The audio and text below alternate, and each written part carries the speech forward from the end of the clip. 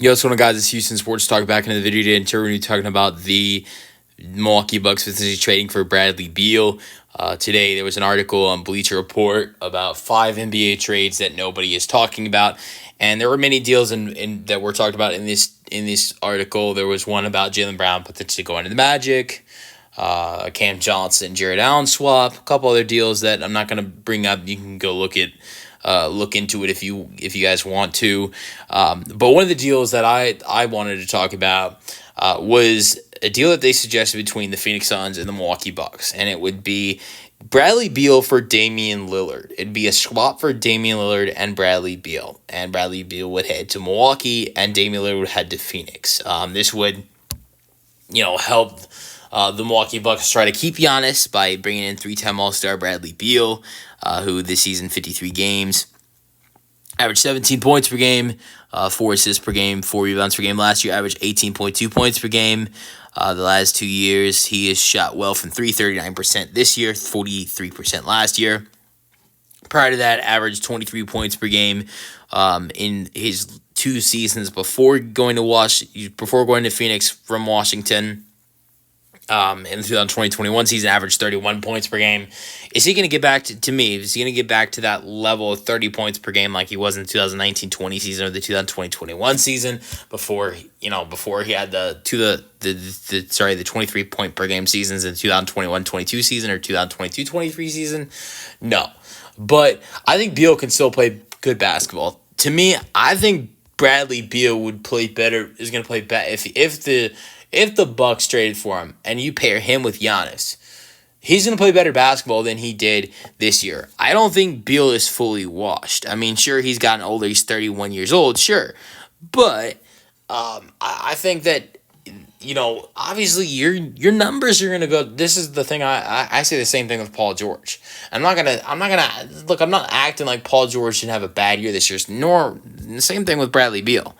But your numbers are gonna go down when you're playing next to Devin Booker, or Devin Booker and Kevin Durant, 100%.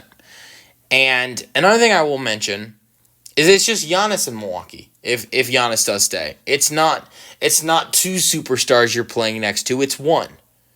And obviously Giannis is a guy that's going to need the ball in his hands most of the time. He's going to shoot a lot of shots. But Bradley Beal is going to get more shot attempts, and he's going to feel like this is more of his team. But it's not his team. It'd be Giannis's team. But he's not that third guy on the team. He's the second guy on the team next to Giannis if the Bucks trade for him. He wouldn't be number 3. He'd be the number 2 guy next to Giannis.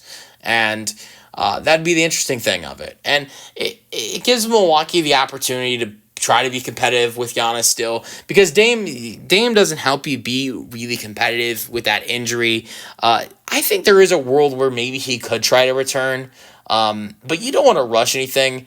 If there is no Dame and Giannis is just out there, they're not going to be that good. They could be maybe a playoff team. They could be maybe a play-in team potentially, but they're not going to be a team that is a threat. And I don't know how much of a threat Bradley Beal and Giannis would be, but I think Bradley Beal and Giannis are going to be much more of a threat than just Giannis and no Dame and no second star or no second option for Giannis in Milwaukee. And so, yeah, I think that's why it would be a solid trade idea for the Milwaukee Bucks. And it's 2 bad contracts, really. It really is. I mean, Beal, both of them are up at the same time. Beal's contract is up after, not after this season, but after the 2026-27 season. Same thing with Dame's. So you could wait and let Dame sit out the season, and then he comes back in the 2026-27 season, or you can try to be competitive now and get rid of him. And he's not going to have much. He's going to have more value. This is crazy to say, but he's going to have more value now, injured, than he probably will I'm talking about trade wise, than he will when he comes back.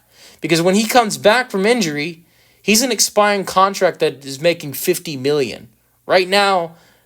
He's an expiring contract that he's got another year left on his deal. So I don't know. I don't think there's a great, there's not a great package you can get for him, but I think the fact that you could maybe get Bradley Beal for him is solid. Because Bradley Beal gives you more use now than than Damian Lillard does, and that's crazy to say, but that's the unfortunate thing of Damian Lillard's injury. But let me know your thoughts in the comment section, and peace out.